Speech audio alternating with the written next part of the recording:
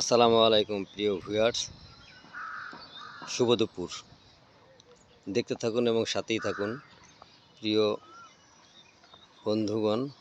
আমি আপনাদের দেখাচ্ছি আমার ছাদ বাগানে একটি ঝুমকোলতা গাছে ফুল ফোটা চমৎকার পরিবেশ।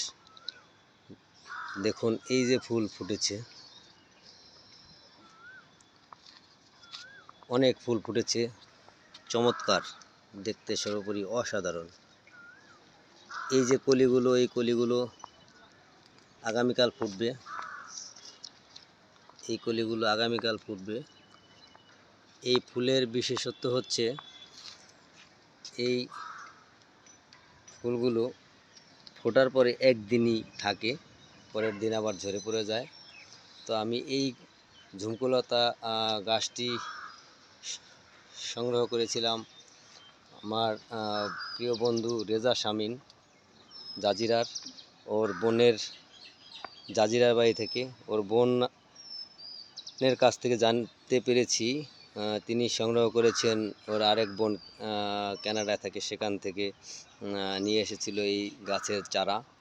তো সেখান থেকে আমি এই চারা সংগ্রহ করি এবং আজ থেকে 3 বছর আগে এই ছাদ বাগানে এই ফুল গাছটি আমি রোপণ করি। রোপণ করার পর ছোট্ট একটি টবে প্রথমে রোপণ করেছিলাম। তো সেখান থেকে আস্তে আস্তে যখন গাছটি বড় হয়, আমি সেই টবটি পাল্টিয়ে একটু বড় টব দেই এবং আমার সেই গাছটি থেকে এখন আরও কয়েকটি চারা হয়েছে। সেই চারাগুলো উঠিয়ে আমি এই যে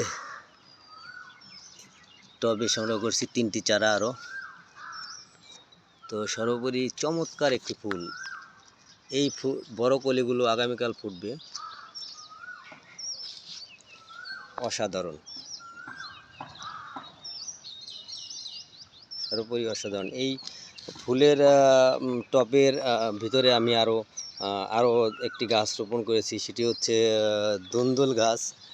তো যেহেতু বড় টব, তো সেই দুন্দুল গাছে দেখুন আলহামদুলিল্লাহ ছোট থেকেই দুন্দুল ধরেছে। দেখুন প্রতিটি পাতায় পাতায় দুন্দুল। তো এখানে আমি একটি জাল এনে ঝাঁকাও দিয়ে দিয়েছি, মাশাআল্লাহ ঝাঁকায় উঠে গেছে গাছ। তো চমৎকার, সর্বোপরি চমৎকার, অসাধারণ ফুলগুলো দেখতে।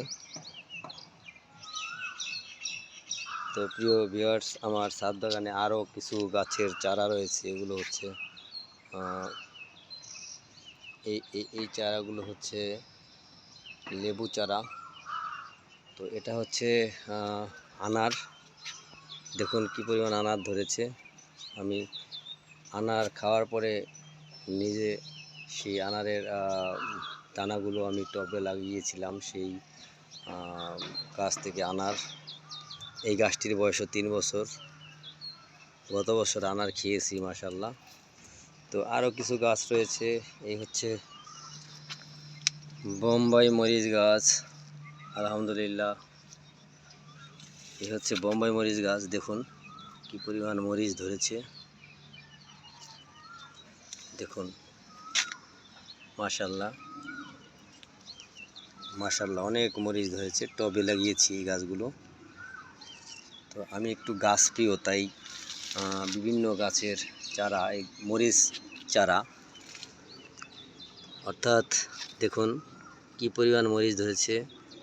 যখন মরিচের দাম বেড়ে গিয়েছিল, তখন আমাদের নেত্রী, জননেত্রী শেখ হাসিনা যে বলেছিল 1 ইঞ্চি জায়গাও যাতে ফাঁকা না থাকে, তখন আমি এই ছাদে বিভিন্ন টব সংগ্রহ করে বিভিন্ন গাছের চারা লাগার উদ্যোগ নিই। এবং দেখুন আমার ছাদে অনেক মরিচ,